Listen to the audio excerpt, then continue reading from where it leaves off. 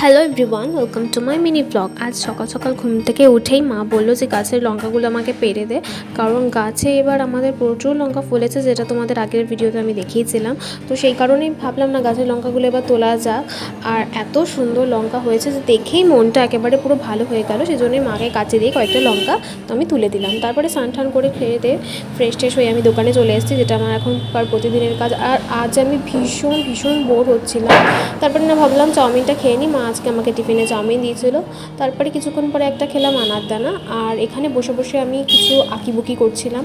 কেমন লাগলো আমার কাজটা অবশ্যই কিন্তু জানিও। তারপরে সন্ধ্যাবেলা বাড়ি ফিরে শুভঙ্করের সঙ্গে একটু ঘুরতে বেরিয়েছিলাম। আজ অনেক দিন বাদে আমরা একটু গাড়ি নিয়ে ঘুরতে বেরোলাম, প্রায় বেশ বছরখানেক বাদে আমরা বেরোলাম। আর রাস্তায় বেরিয়ে খেয়েছিলাম আলুর পরোটার সাথে গ্রিন চাটনি, দারুণ টেস্ট ছিল। আর প্রতিবারের মতো শুভঙ্কর আমাকে এখানে খাইয়ে দিচ্ছিল। তারপরে বাড়ি ফিরে খেলাম একটা চকলেট, যেটা আমাকে বোন দিয়েছিল। ভিডিওটা কেমন লাগলো অবশ্যই কিন্তু জানিও। খুব শিগগিরই তোমাদের সঙ্গে আবার দেখা হবে নেক্সট ব্লগে। আজকের মতন টাটা।